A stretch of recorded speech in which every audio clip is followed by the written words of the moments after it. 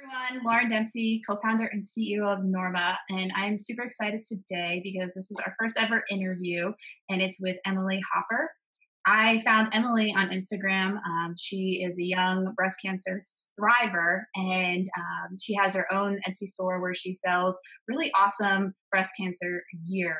It's not your typical pink gear. It's really edgy designs, and that was really what attracted me. It's not something that you typically see when it comes to breast cancer.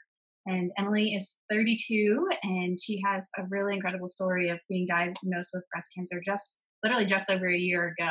And I just want to share her story. And she has really important messages for women going through this disease and just women in general to become more empowered and take charge of their health. So, with that, I just want to say hi, Emily. Thanks so much for being here.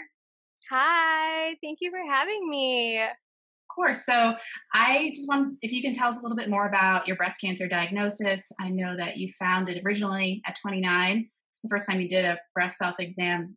One, what made you do a breast self exam? And two, just tell me a little bit about your finding breast cancer and the story from there. Sure.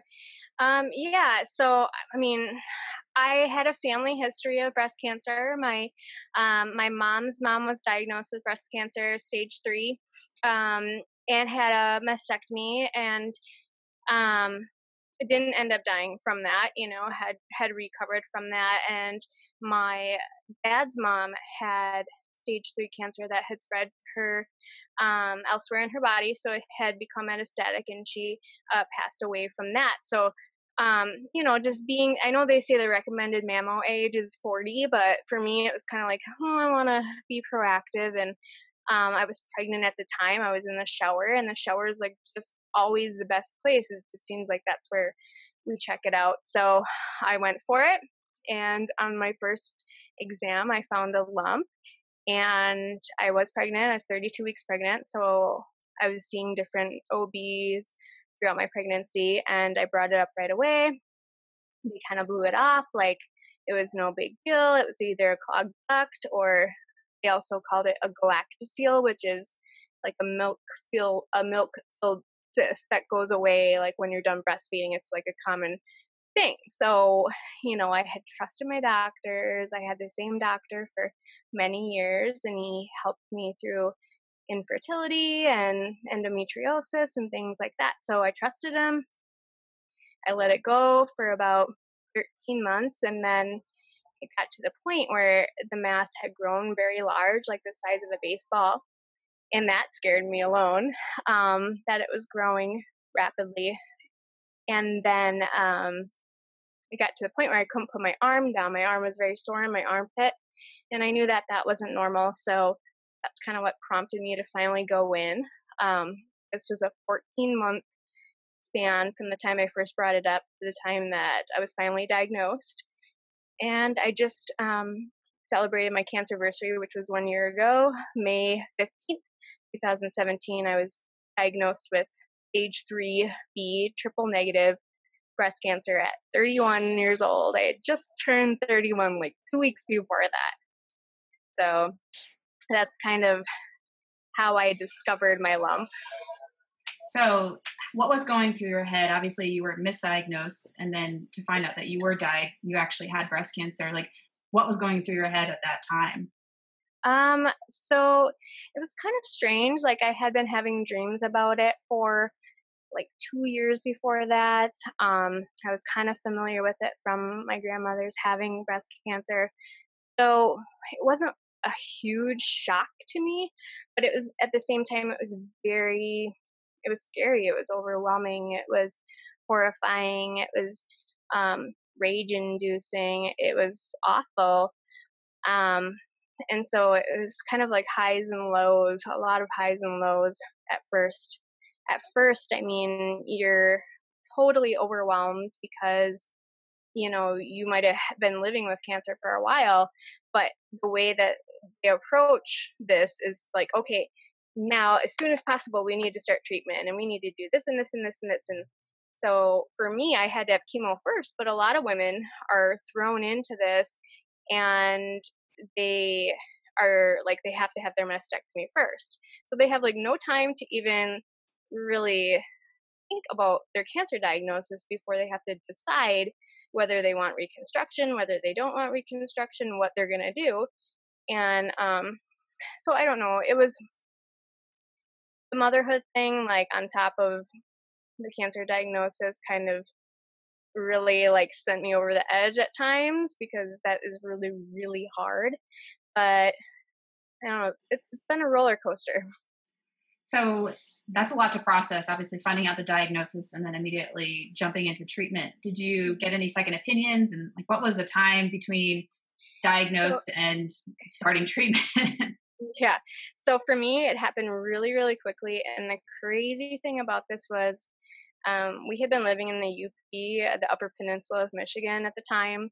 And we're originally from Wisconsin. So when we had our daughter, we were trying to move back, and we were actually in the process of moving when I got my diagnosis. So, like, my husband had found a job in Wisconsin. He had started his first day at work. Um, he, it was his first day at work when I started having that pain in my arm. And so I was like up in the UP, wrapping things up, packing up the last stuff, tying up loose ends. And then my arm starts hurting. And I'm like, this is not normal. I need to take care of this right away. So then, like, I had my biopsy a couple days later, and that very weekend, we literally packed up our entire house and our life from Michigan and moved to Wisconsin. And we put the U-Haul in the driveway. And on Monday, I'm on my way, get the keys and sign the lease, and I get a phone call from my people in the UP saying, "I'm sorry, honey, I've got some bad news." It was just crazy. I was literally on my way to get the keys. So I started off like with my biopsy in the UP, and then they referred me to some really, really amazing doctors in Wisconsin. So it's really crazy how it went down, but I couldn't be happier because the healthcare is better. I have more access to specialists. My family was around. I had that support system that, like, if it had gone down any other way, I wouldn't have had any of that. It would have been me up in the UP, like, doing my treatments by myself with no help.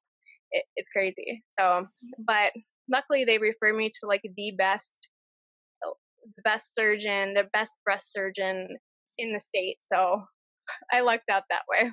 Well, things happen for a reason, even in bad times. That seems to be a thing, and staying positive. So, can you tell me a little bit about your treatment? Because when we talked, I was in awe that it's only been a year since the time got that phone call to now, and you've been through so much. So, I'd love to understand kind of the process of Yeah. being diagnosed with breast cancer and then getting to where you are today, because it's pretty incredible how much you've gone through in just a short period of time. Yeah, it's I recently celebrated my cancerversary like I mentioned, and in my post I was kind of like jotting down all the things that I had been through in the past year, and I thought, like, holy crap, I've been through a lot. So what happened for me, and it's a little bit different depending on the type of cancer you have, depending on what stage you are, how big your tumor is. For me, my tumor was massive. It was like about the size of a baseball. So my they started treatment right away. I had to abruptly end breastfeeding and wean my daughter off to start chemo. It all happened like I got that phone call, and then like 4 days later, I was starting chemo. So I did 4 AC treatments. That's IV chemo, and then I did 9 Taxol treatments, which is also IV chemo, and then in November, I had a double mastectomy with no reconstruction, living flat and fabulous. And then after that, I had 3 rounds of radiation, 5 days a week for 6 weeks. And then they started me on an oral chemo, which I take twice a day, 2 weeks on, 1 week off. And I do that for 8 cycles. So I'm on my rest week, and then next week I start my 5th cycle, so I'm almost done. And then they're talking about doing a clinical trial with me, but kind of on the fence, so we'll see. So, can you talk to me a little bit about like your thoughts on being on the fence about the trial? Obviously, it's been a lot, and so going into something that's unknown is scary in and of itself. So if you, Mhm. where do you find the resources? Like who do you talk to kind of figure out this decision after you move forward from this round of the oral chemo? Yeah. Um, so like for my a specific type of cancer, triple negative, there isn't a lot of what we call kind of like maintenance medications that some other types of cancers may have those where they have further treatment that they go on for the next 5-10 years. With triple negative, there's really and it has all to do with hormone receptors. My receptors are all negative, which is why I'm triple negative. There's 3 receptors, so like I wouldn't respond to these medications. So for me, it's like if something comes out where for triple negative and they're saying that it might benefit me, it's in my best interest to do so, to try it. But like for example, with the oral chemo, um, I've met a lot of triple negative sisters that don't take it and it hasn't been recommended for them. So they often ask me why it was prescribed to me, and I think it's because of the aggressiveness of my tumor, the size of my tumor. Um, you know, chemo didn't kill all the cancer, so when they went to have my mastectomy, I still had a very large tumor there. So all of those things come into play. Um, but like when I was making the decision to go on the oral chemo, um, I looked at studies online. I like scrounged Facebook to find Facebook support groups for that type of chemo. Um, and there happened to be one with people who were actively taking this medication. So I joined in and I started talking to them about it. And it was kind of easy to make the decision with this because there was a study that had came out showing promise in my type of cancer. So it would have been silly for me not to, get on board with it. But with this new trial, they're saying that it's brand new. There's no research done. There's nothing that's come out on it. Um, you'd be a guinea pig. You don't know what kind of side effects you'd be having while you're taking it. You don't know what kind of side effects you're going to have later on in your life. So that's why it's kind of hard. It's like, I don't know if I want to be a guinea pig. I've gone through I just, it's like, I don't know that I want to do that. Like Mhm. with the oral chemo, there was at least evidence showing that it was promising. And I've been through so much where, I don't know what my long term side effects are, from radiation. Am I going to have heart issues? Am I going to have lung issues? And then to take something that is basically a mystery, I don't know. It's hard. Yeah. So, So it's interesting. You seem to have found a lot of support online. Can you yes. talk a little bit about how that's impacted the decisions you made and how you've been able to use your online community to keep hope and keep going forward? Yes, absolutely. So I've kind of, always loved social media. So I've always been hooked on Facebook and stuff like that. So when I was diagnosed, that's the first place I went to. And then I also had a little bit of personal experience. Like I had my own blog for a while and I did that. And I'm kind of like a photographer and a writer by nature. So when I was diagnosed, it kind of made sense to me being the age that I am, having the writing passion, the photography passion, all played a role. But the first place I went was Facebook because I knew that there were support groups. So initially, um, I joined various general breast cancer support groups. And I hadn't really even heard of being flat and fabulous. I kind of did what a lot of women do. Just you're kind of pushed into reconstruction. That's what they say. They don't suggest not doing that at all. So that's the flow that I went with. But like in my case, I had time to research, to talk to people about it. Where some women don't. Some women just have their mastectomies right away and then do chemo.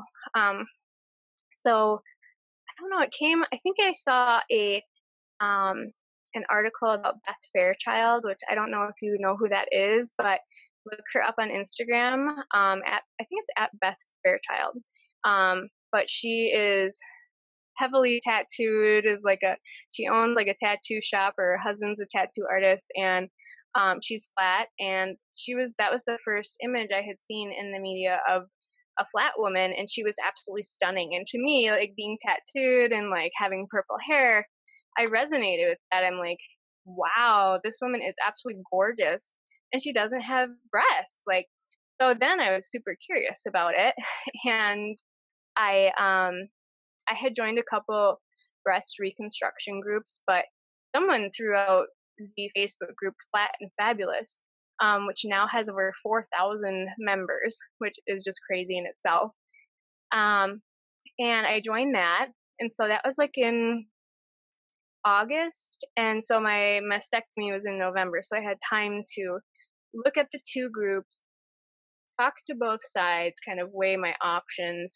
Um, and I ended up going without reconstruction, being Flat and Fabulous, just because I knew that that was, the best option for me personally.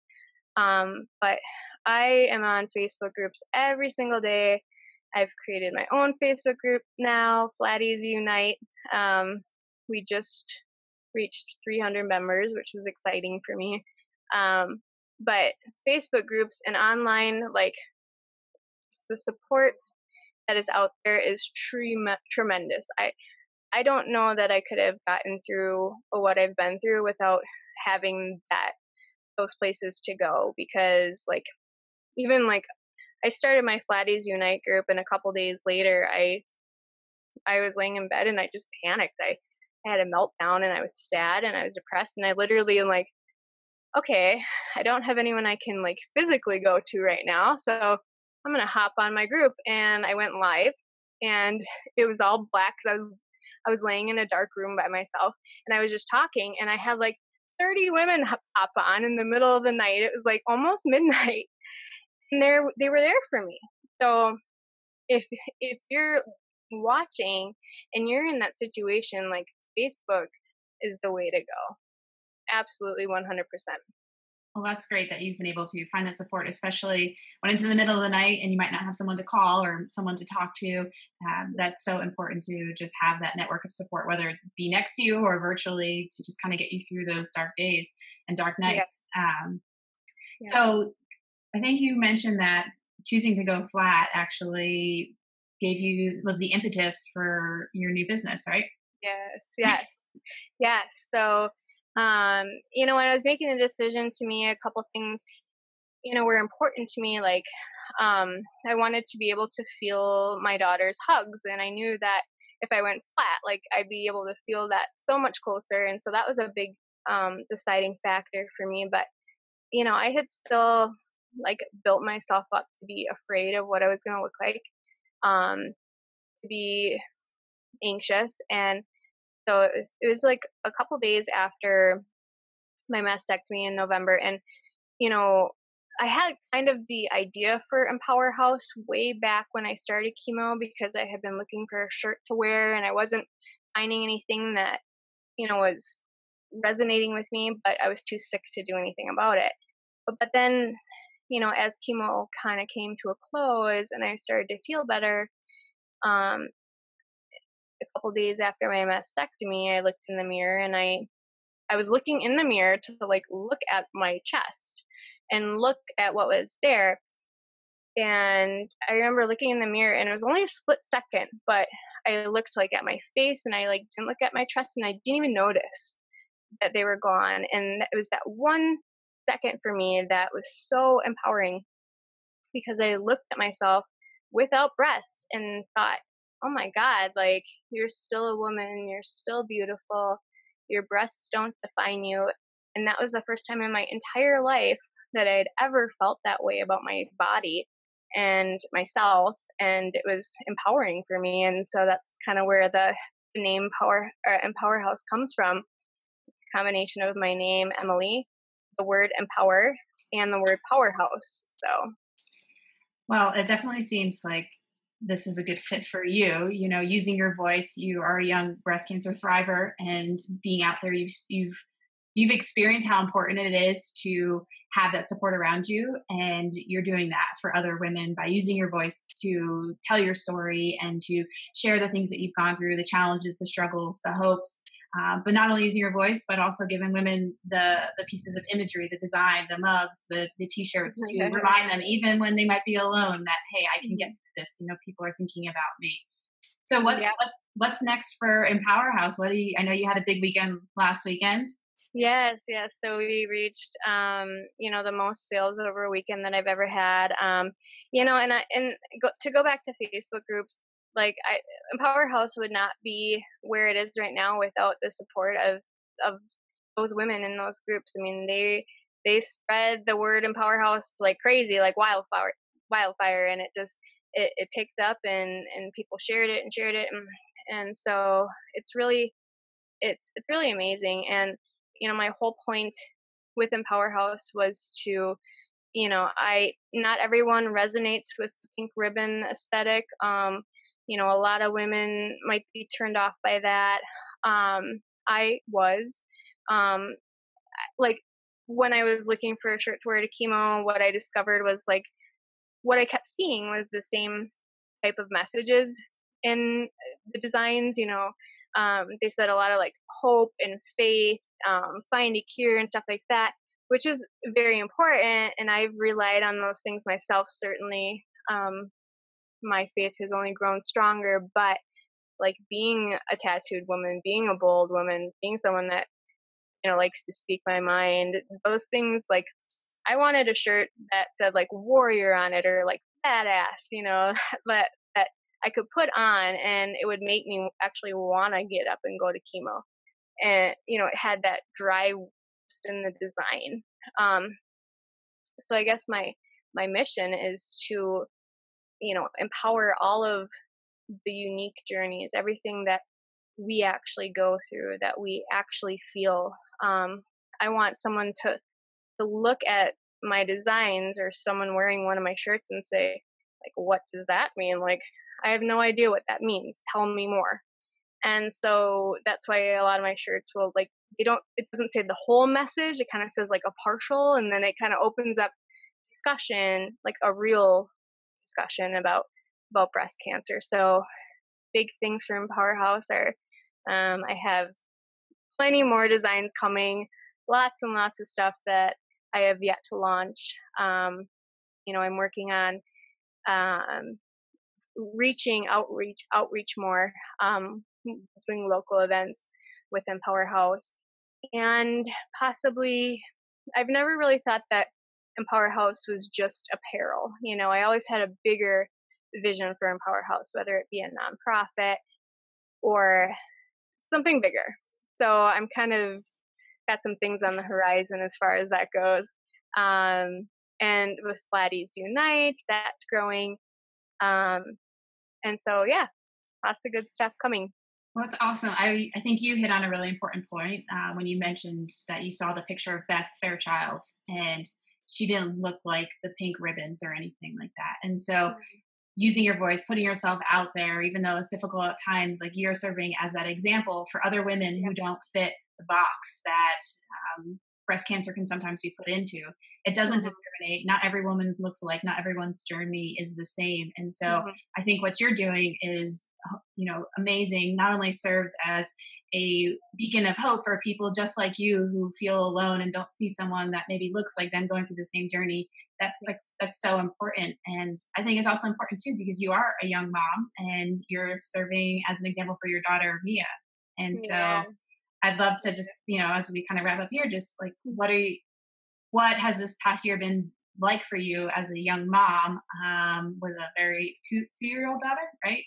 Yeah. So when I was diagnosed, she was about 13, 14 months old. So literally, I found the lump at 32 weeks pregnant, and I had her at 38 weeks. So she was about 13 months old when I was diagnosed. So, um, she was a late walker, which was nice because I can't imagine like getting a diagnosis and going through this and then having a walking, little wildling running around. Um, but it was really hard. And, um, there's a lot of resources out there for older women, but not necessarily young women, and definitely not the resources that are needed for mothers, for young mothers. So luckily, I had the support system, and the way I was diagnosed was kind of strange. I was moving and stuff, and um, it went down in a really crazy way. But if it's kind of a silver lining in it all, because if it hadn't, I wouldn't have had that support system, which I needed because there wasn't a lot of resources for me as a young mom. So, um, but there were points where I had to give up control. I didn't want her to eat a bunch of candy or like sweets, and I kind of had to let grandpa and grandma feed them whatever they were going to feed her, and spoil her. I had to give up control kind of, you know, TV, watching too much TV, or like those little things, because I couldn't, there were points where I just couldn't even parent at all. I was so sick. I couldn't get out of bed. It was hard. It was really hard, but we got through it. And the biggest thing to this day is I just try to take every day, day by day. Some days are harder than others. I definitely have moments where it's super hard, and I'm not allowed to be sick because I am a mom, and I do have to take care of my child. Um, and I just have to suck it up and go about my day. And then there's good days and stuff. So sometimes I take it minute by minute, but that's how I get through. So, as we wrap up, what's a piece of advice that you'd give to young women who've recently been diagnosed with breast cancer? Well, I would just say, just like I said, to take it just moments at a time. Don't look too far into the future. It can be extremely overwhelming. Take the resources that are available for you. If people want to help you, let them. They are going to want to help you. Let them. Um, and if you have the opportunity, do your research about your treatments. Don't be pressured into having reconstruction. That's I'm obviously flat, and so that's a big thing for me. But I wasn't even presented with being flat as an option. So just know, like, that is an option for you. You don't have to necessarily do breast reconstruction. Um, it might not be right for you. For me, like, um, breast reconstruction, it's all personal choice. My thing is, be your own advocate. If something feels off, like, and your doctor says, "Oh, it's not a big deal," and you still think it's a big deal, push for the testing, push for the appointments. Be your own advocate. Don't take no for an answer, and do your research, and live your truth. If reconstruction is not resonating for you, don't do it. You're still beautiful anyway. If you do reconstruction, don't let people like tell you like it's a free boob job. Like, let's give some more information about what it is, and why you're going through it. And so just live your truth, and you will get through it. You will survive it. Well, thank you so much for your time. I don't think we could Yeah. end on a better note. For women, just to be your own advocate, use your voice, find someone Yes. who you believe in and has gone down the same path, or do the research. So thank Yes. you so much, Emily, You're for sharing your welcome. story. You're It's been so incredible. welcome. And put the link to your store in this video notes and on the blog as well. And yeah, we're looking forward to great things to come from Emily and Powerhouse. So thanks so much for your time.